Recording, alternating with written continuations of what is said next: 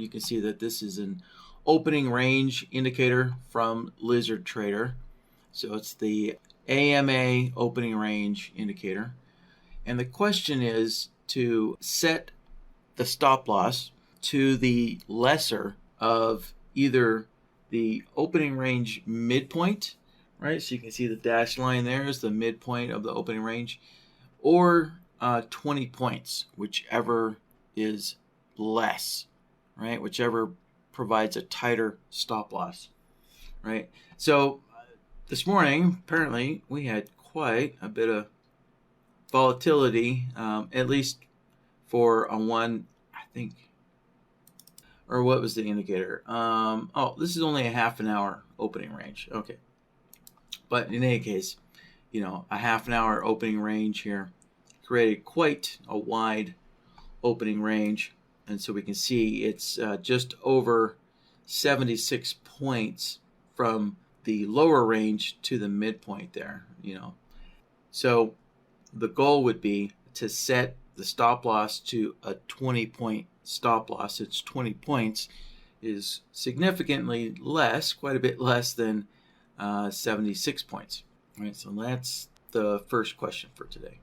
So let me also get BlackBird up and running here. All right, I'll add it on there and enable it. And I should have those open. There we go. All right. All right, there we go. So now we got BlackBird up and running, and we'll open up the order settings window here. So this question focuses on setting the stop loss, at the minimum of, or at the lesser of 20 points or the opening range midpoint. So we're not going to focus on the entry. I'll just do a market entry. So we get filled right away. And we'll skip the profit targets and we'll just go straight to the stop loss. So this is clearly a custom stop loss here. So there's no quick list here that would help us set this up any quicker. So we'll just go to custom this time and we'll open up the stop loss. So the initial placement, since we know that 20 points is the maximum stop loss distance, that's wanted to be used, we're going to set the initial placement at 20 points. Now, currently, the offset section only has ticks, or you can use a ATR type of indicator, right? So if you do use an indicator in the offset section, again, this only applies to the offset section, right? Indicators in the offset section need to be similar to the ATR, right? In that they're generating a value, right? A value, not a price. So you cannot use indicators in the offset section that generate a price. It has to be an indicator like the ATR with its own subpanel that generates a value in points like the ATR does. So if you do want to use an indicator that generates a price, such as the opening range, right? The midpoint, that's a price on the charting panel, right? And the lower and the upper range, right? Those are prices, not point values.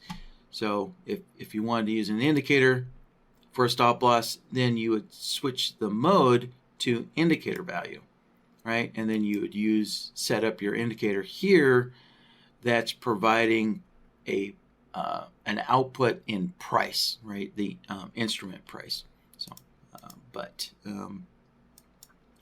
we are going to just set, let's see, so we want 20 points, and the NQ is 4 ticks per point.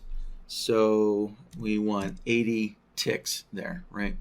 So at some point in the future, I've been waiting for this offset section to get expanded a little bit, so people will have the ability to select either ticks or points, as a part of their offset.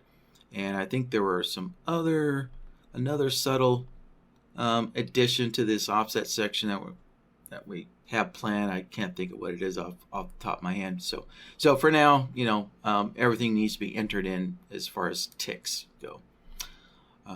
Right, so there we go. So there's our initial placement, which is 80 ticks, right, or 20 points.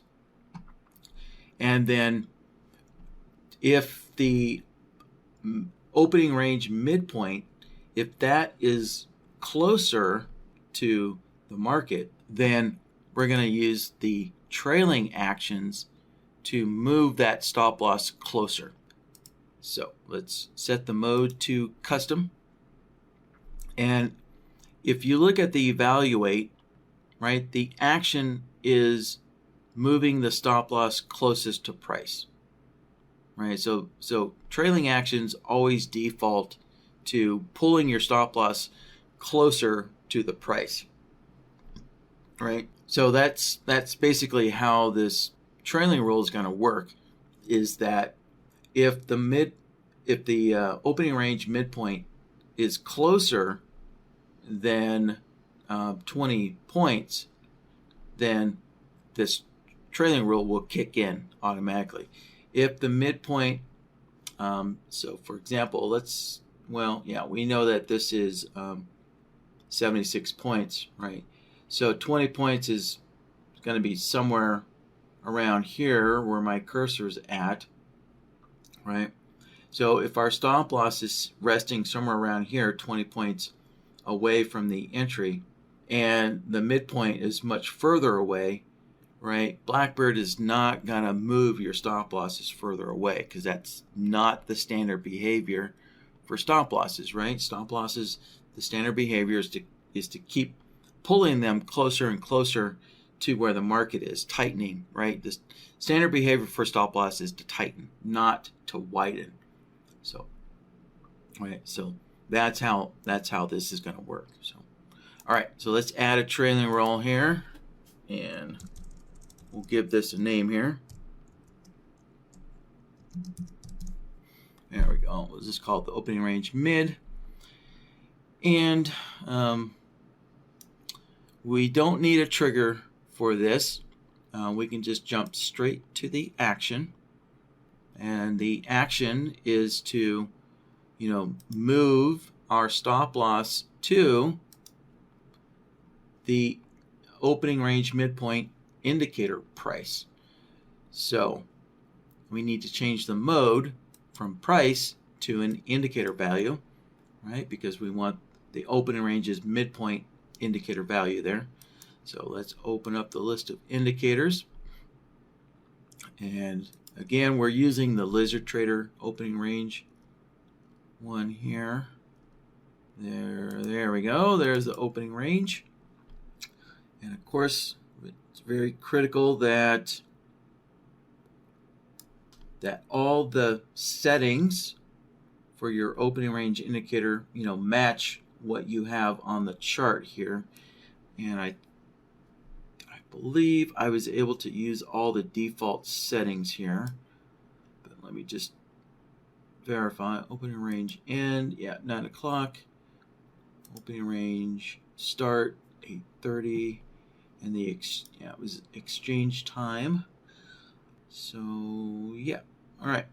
So those are the critical settings here, as I understand it. So I don't need to change any of the settings since I'm just using the defaults.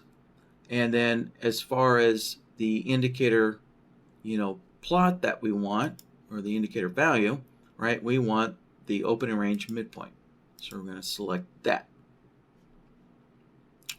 And that does it. That's all we needed to do, right? So we're just moving that stop loss to, to the closer of 20 points or the mid-range. So, if the mid-range is closer than 20 points, right, then we're only moving that stop loss one time, right? This is a one-time action. So the repeat is left on no repeat. It's left on none. So we don't have to touch the repeat, and we don't have to touch the trigger as well. And so that's it. So we can just click OK. And now we can test this out. So let's see here. Let's just go short. And I must have put the initial placement. Yep, I did that incorrectly. So remember, stop losses are negative values. There we go. So my offset needs to be a negative value, right? For a long trade, right? For a long trade, you want your stop losses below the entry price, right? So that would be negative 80 ticks. So, yeah, there we go. Correct that mistake. And now let's go short again. And there we go. So because because price is already so far below the lower range there, this is going to set that profit target outside the range there. But that is the minimum of 20 points away from the entry, or the opening range midpoint there. So, because this is an opening range indicator, I don't have a way to test, the stop loss moving to the opening range there, unfortunately. So,